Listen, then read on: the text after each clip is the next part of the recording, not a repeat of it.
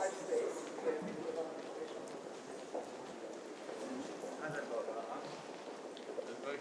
and answers, or just...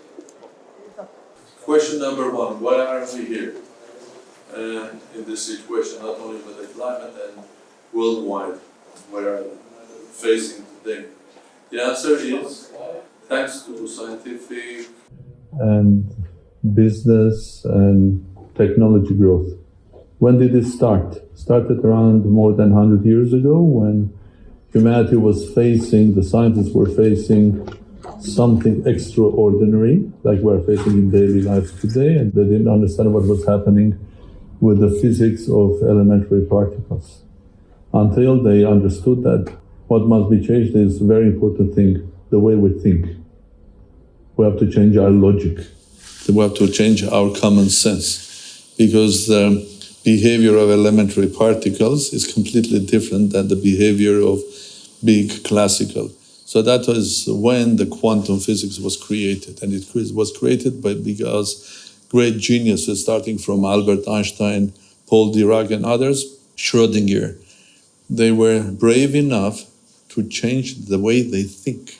As a result, the next less than 100 years we saw this phenomenal growth in technology, business, computers, anything that is around you. During development, as always happens, in the first industrial revolution, second, third, fourth, you name it.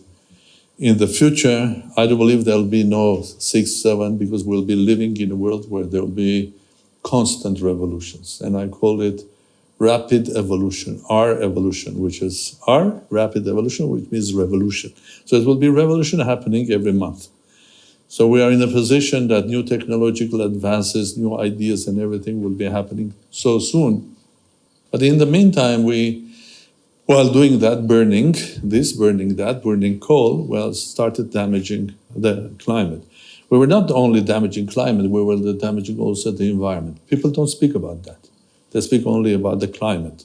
But the reality is that we are damaging also the environment by throwing chemicals which are damaging the rivers and so on, by doing nuclear tests and creating huge environments where the radiation is so high that people are suffering, there are illnesses. So we're damaging the nature, and we have damaged the climate. And now here we are. We are living in a world where not only have problems with the climate, but we generally have a problem. We have a problem because it's a world that is less predictable, unpredictable. It's a world that is interconnected, interlinked. And it's a world that creates a lot of sort of a feeling of uncertainty. It's a world that populism has grown so much worldwide. It's a world that we have a lot of questions that are not answered, even in countries like Europe or America and elsewhere, where basically the classical democracy that was every 5 years elections. So people were going to an electoral box and voting and then waiting another 5 years to express their ideas. Now it's voting every day 5 times, not every once in 5 years, but every day 5 times on their Facebook. So things are changing, and that creates a feeling of uncertainty, unpredictability, a lot of fear as well. So one of the problems is the climate. So how do we resolve that? I was lucky as the president of the Republic of Armenia. I was representing Armenia in Glasgow at the climate summit. And I would tell you openly that I'm happy because we made a progress there, basically in a form that a lot of institutions, organizations, international organizations, including charities and NGOs, have made a commitment to support climate credit, climate so on. So, but where is the final solution? Because that conference is going to come to Abu Dhabi as well, soon, in 2 years' time. So, where is the solution? I think the solution is, and will be, when the doors of climate resolution will be opened for technology, because technology was the problem that created it, was the source, was the basics, because we had all of this growth using technology and damaging the climate. So the solution will be with technology, but the solution will be also in a way, and then the day when the doors of climate solution will be open for businesses. When creating a business, a product, industries will benefit more doing it in a way of green rather than black. Do you understand what I mean? Doing it in a form that it will be sort of friendly to the nature, to the climate, rather than. So the moment is much more profitable. There are trillions of dollars available worldwide, both in public and private sectors, that can go into this business, and they can basically help to resolve the climate issue. That's the way forward. I think just appealing to people, appealing to their mind, to their common sense, appealing to their soul, appealing to their humanity is absolutely necessary. But will that resolve or not? We are living in a world that is driven by technology and business and economy. So I think we have to open the doors to the business. And I am absolutely convinced that the moment these doors are opened, and to open these doors, I think international community in the form of different states, international organizations, have to agree that these are the new rules of behavior. And then technology will have the capacity. And of course, there are many ways of doing that. And one of the ways, I will just give you an idea that I presented at Glasgow, was converting that into climate activity. We all live on the same planet. It doesn't matter where we are planting a tree. Am I right or wrong? Because if oxygen is produced, it doesn't matter, is it produced in Emirates, in the neighborhood in Qatar, or in Siberia, or in China, because we breathe the same air worldwide, okay? But damaging also the same. When we damage the climate here, we damage everywhere.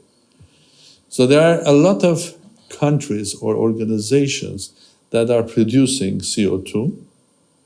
They are committed to the change, but of course any change needs time.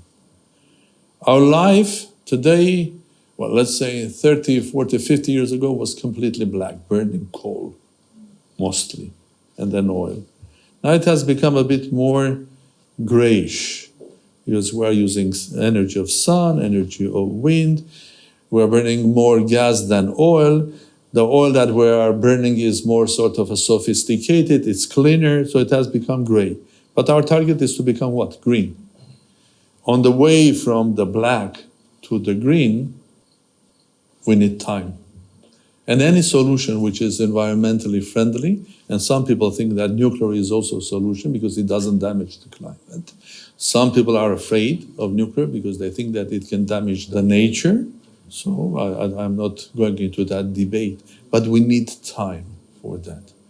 And we need an effort. And one of the efforts is, if I'm a small country that doesn't have a big problem with climate or climate credit, there's a big country that is burning coal. They need time to convert the coal industry into sunwa.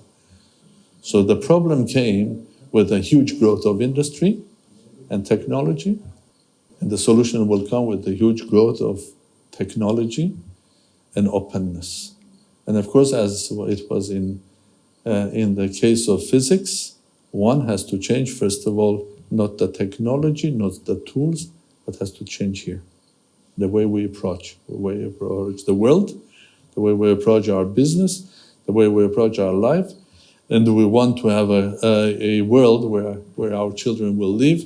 And that will be a world which is predictable, stable, sustainable, healthier. And the solution again is not in the money, there are trillions of dollars available, not in the technology which is there, it's here. So I wish all of you healthy life and try to live with an open mind. And you always know in your personal lives and on the lives of your nation and state, in the life of this planet, there's one thing that we have eventually to force. That's our ideas, that's our brain, the way we think and the way we approach.